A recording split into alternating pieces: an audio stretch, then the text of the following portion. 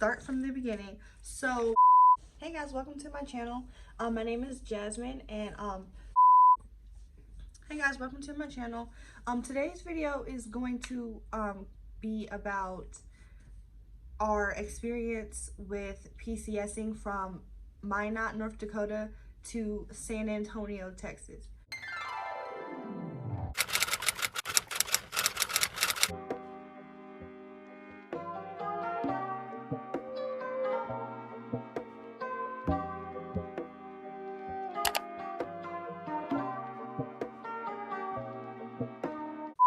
So, backtracking to the beginning of this whole process, we found out, well, Chandler got orders, like soft orders, in August, I believe. August 2019, he got soft orders, and he told me, and this was right after he came back from his deployment, so it was, you know, good news to us. We had been in Minot, North Dakota for almost 4 years. We made the most of our time there, but we were very, very excited when we found out we were getting a chance to leave. So we got soft orders in August. Official orders, we got those in, I think, November. It was October, November, we got our official orders. We decided on doing a partial ditty move, which is like a partial do-it-yourself. So you take whatever you would like to take in your vehicles, and we have 2 cars, so we filled up our cars with whatever we wanted to have on hand when we got here before the rest of our things, and then the military packed up our, you know, bigger items and the rest of the things that we didn't need right away to have with us when we got here. This was just the best option for us. Some people say it's better to like move your everything yourself because, you know, military can be careless with your things. We didn't have that experience when we moved to Minot. Our stuff was fine, and we just thought that it would be too stressful to travel with 2 vehicles and a moving truck and 3 animals. We just felt like that would be too much stress. So partial ditty was the way we went because it just made the most sense to us. We got our stuff packed up on January 10th, 2020. January 10th, 2020. It was a Friday. We got all our stuff packed up. It took the movers about, I want to say 5 hours, 5 or 6 hours. They came around 8, and I think they got done around 2. Something like that. It was something like that. So after they packed up our stuff, we were kind of going back and forth between the house we were living in and TLF on base because we still had to, you know, clean out the house, but we didn't have any furniture, so we were, you know, sleeping at the TLF. And I know some people like to have the minimum amount of days as possible in TLF, but it worked out for us because that was, you know, we get out of our house sooner. That's less rent we have to pay to our landlord, number 1. Number 2, if they packed our stuff up sooner, then that means on the receiving end, it would be less time to wait for our shipment to come.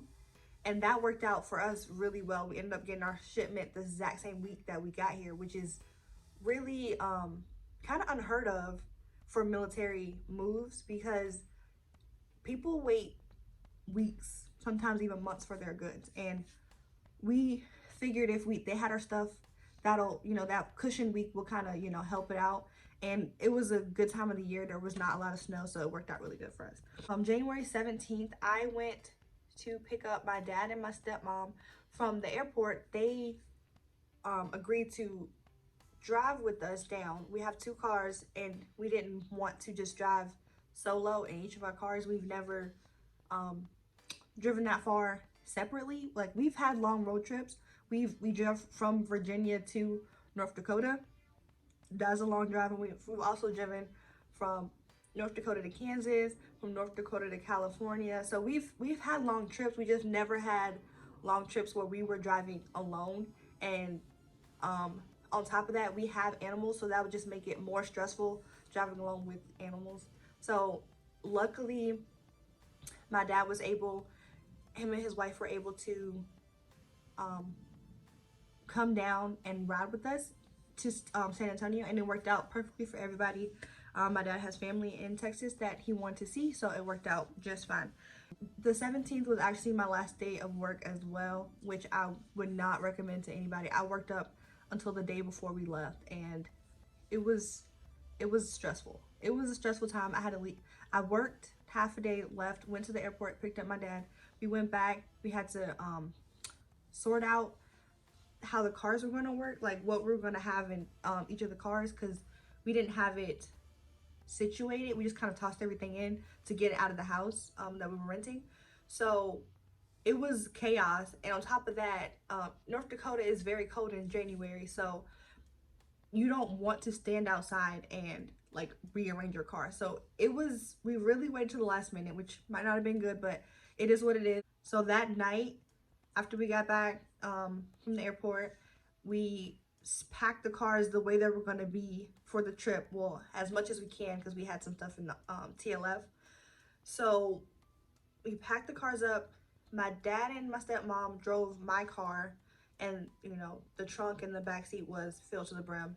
And me and Chandler drove his Jeep, and we had all the pets with us. So the trunk had some stuff in it, but the back seat was just the dogs, and then we had Butler on the little armrest in the middle. So it was very tight. It was a tight trip. It was cramped, but that's how it is. That's how it is when you're traveling. So starting the trip, we left at, it was Saturday, January 18th, 2020. We left the TLF, I want to say around 7 in the morning. We had to go to a weigh station because we hadn't weighed our cars yet.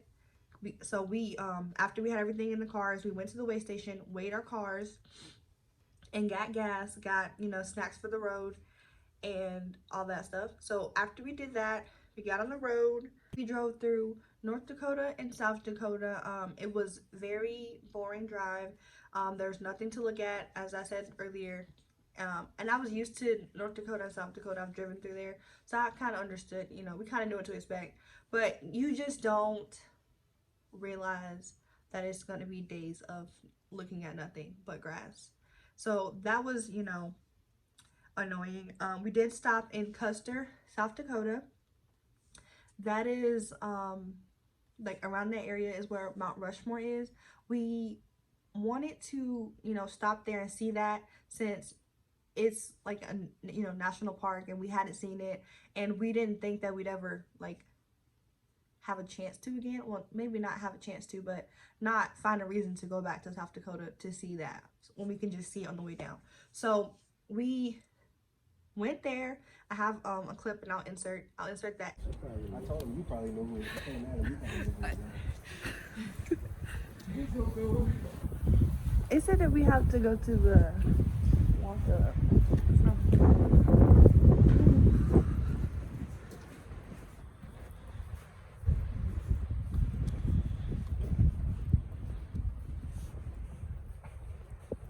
There it is, guys. That's so creepy, honestly.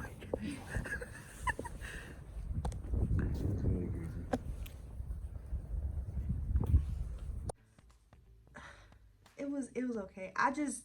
It was kind of cold. It wasn't super eventful. You just go there, you see it, and that was it. Something to do.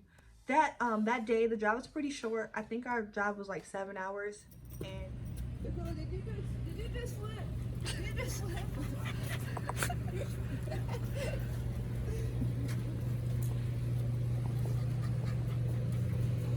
Look at that yellow snow y'all made. he probably went to that store, see what's in there. Oh no, he went to the car? No, he got out and went over there. Did he? Yeah.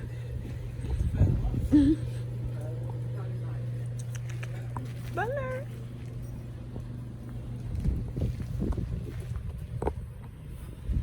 You're the cutest. I see your head just sticking out of the window.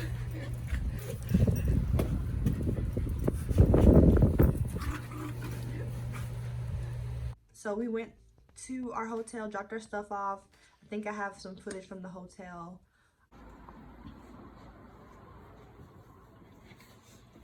Good morning.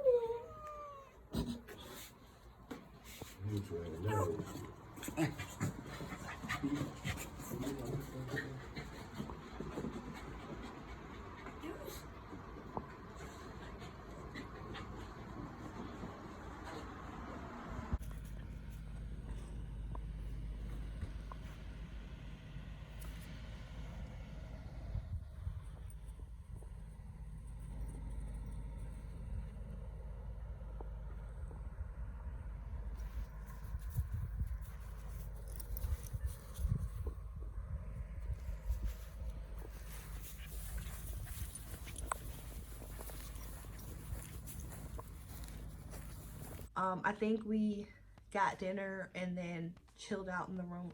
That was pretty much it. There's not much to do where we were, so that was pretty much it. And we were tired, so we didn't really want to try to like find things to do. That wasn't the point of the trip. The point was to get from point A to point B. So we found something to eat, went back to the room, chilled out for the rest of the night to get rest for the next day.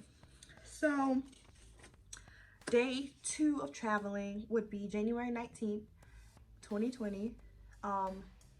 We were in Custer, South Dakota, and then we drove through the rest of South Dakota and through all the way through Nebraska. So once again, I'll put clips of the footage of the driving. Very uneventful, very boring, very dry. There's so much nothing. I've never seen so much nothing in my entire life. I don't even understand. You'll see what I mean with the clips. So for day 2, we stopped in Garden City, Kansas.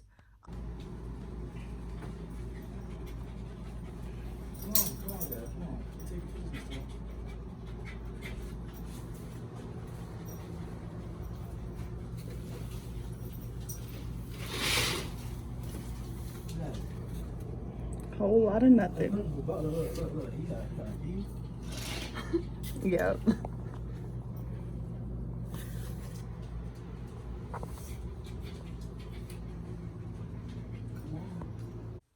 That night we same thing as the night before. Dropped our stuff off, took a little break, went to dinner. We went to a Chinese restaurant, and then we went to an ice cream shop, and then we went back to the hotel. That was pretty much it for that day. So that day, the drive was a little bit longer. It was about 8.5 hours to 9 hours, something like that.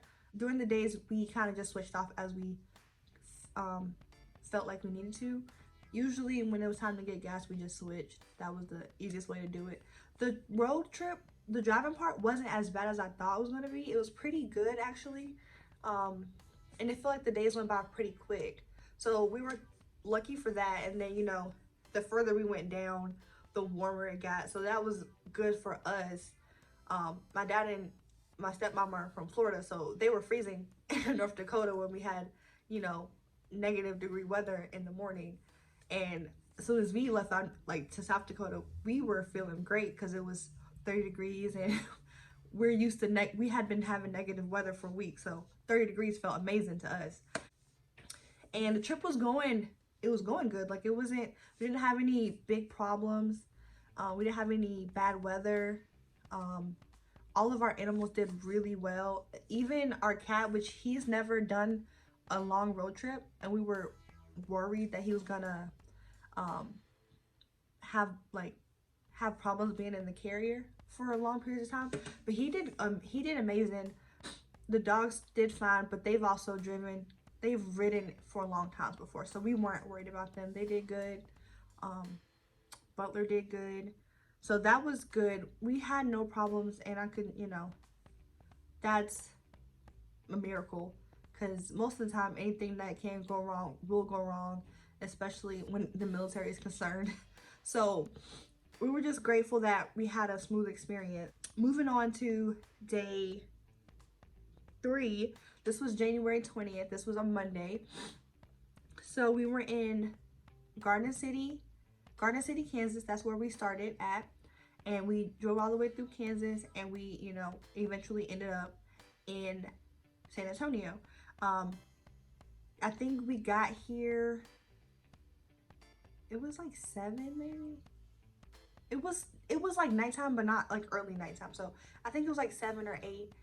We just went straight to our house because we bought a house prior to coming down here. So we went straight to our house. It was just it made the most sense to us. We didn't really want to stay in another hotel or TLF here because we just have been traveling. We wanted to be where we're going to be, especially for the sake of our animals. If you have pets, you know that like traveling can like make them anxious, and just the inconsistency of where they're at can make them anxious. So we wanted to get them back into like a stable situation. Didn't want to take them somewhere else different from where they are going to be, and we just wanted to go ahead and be in our new home. So we came straight here. We had to wait for our realtor because she had our keys, so we waited for her. This was our first time being at the house since we bought it, like since we officially like closed on it, because we did everything from North Dakota. This was our first time being here officially as the owners of the house. So it just kind of sucked that it was nighttime because, you know, you want to do that cute little like in front of the house picture, but we couldn't really do that because it was dark, and we're dark, so you couldn't see us. I have some really crappy pictures that were taken, and I can insert those if you want, but it still was exciting, you know, walking in here after, you know, not seeing it for so long, and, you know, not being here physically to do stuff with it. So that was good. We unloaded our cars, got everything out, and we just, you know, set up our blow-up mattress. We didn't have an issue with staying there in a blow-up mattress. You know, we had to do it at our first duty station when we got to Minot. We had to wait for our stuff. We were on a blow-up mattress for a couple weeks, but we got really lucky. Our goods were scheduled to come on January 27th. So they called us and said they were able to come on the 25th, which is the Friday, which was, you know, obviously so much better. So we only were sleeping on a blow-up mattress for 4 days. So we got extremely lucky, like I said, in that aspect, because that's unheard of. You don't get your things that fast normally for most people. And that's pretty much it. I will be doing a separate PCS tips video, just a couple of key points that helped us make this trip go as smoothly as it did, because like I said, we, you know, didn't have any issues. This was a very smooth PCS for us, and I know the planning process can be pretty, you know, daunting, especially if this is your first time, and it's always good to have the information you need to make your trip successful. So I'll be doing that soon. I think I'll make this into some type of military milspo series. I think I'll call it Milspo Mondays. That's what I've been thinking about. I have a couple of ideas for that, which is, you know, would be good for new military spouses or even established spouses. I found in my own research that looking on YouTube for information, there isn't a whole lot considering PCSing or even military spouse stuff. Most of the things I see are pretty old, so I wanted to just, you know, put new things out there, help the fellow military spouses out, and yeah,